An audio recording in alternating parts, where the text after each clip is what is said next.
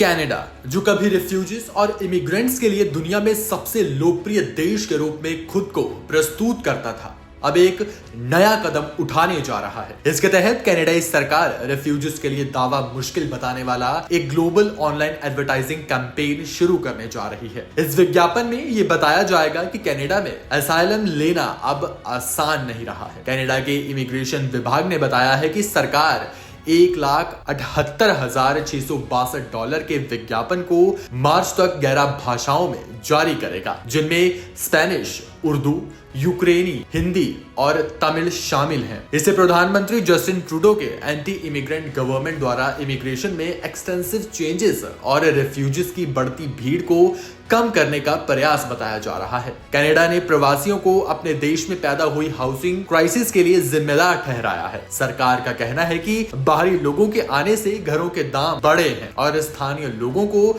इससे परेशानियों का सामना करना पड़ रहा है। हालांकि कुछ एक्सपर्ट्स का कहना है कि ये ट्रूडो सरकार की पल्ला झाड़ने की कोशिश है। सर्वे से पता चलता है कि कनाडा के लोगों का मानना है कि बढ़ती जनसंख्या उनके लिए मुश्किलें खड़ी कर रही है।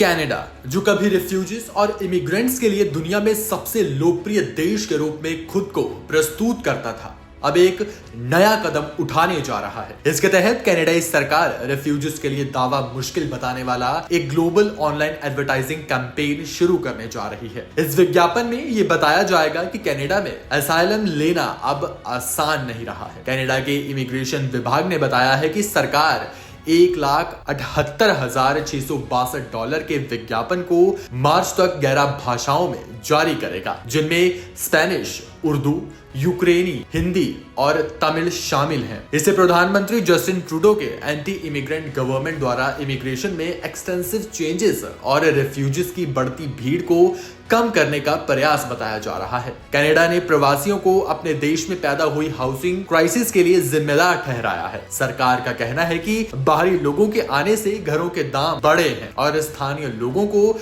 इससे परेशानियों का सामना करना पड़ रहा है। हालांकि कुछ एक्सपर्ट्स का कहना है कि ये ट्रूडो सरकार की पल्ला झाड़ने की कोशिश है। सर्वे से पता चलता है कि कनाडा के लोगों का मानना है कि बढ़ती जनसंख्या उनके लिए मुश्किलें खड़ी कर रही है।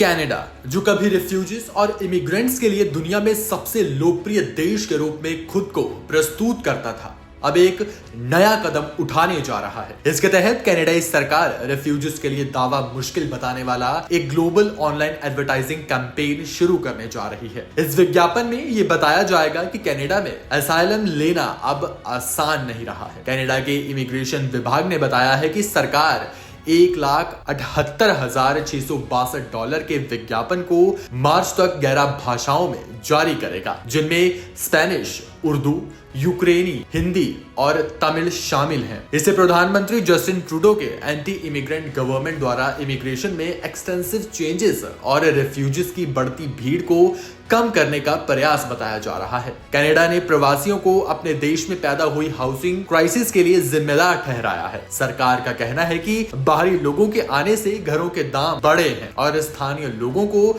इससे परेशानियों का सामना करना पड़ रहा है। हालांकि कुछ एक्सपर्ट्स का कहना है कि ये ट्रूडो सरकार की पल्ला झाड़ने की कोशिश है। सर्वे से पता चलता है कि कनाडा के लोगों का मानना है कि बढ़ती जनसंख्या उनके लिए मुश्किलें खड़ी कर रही है।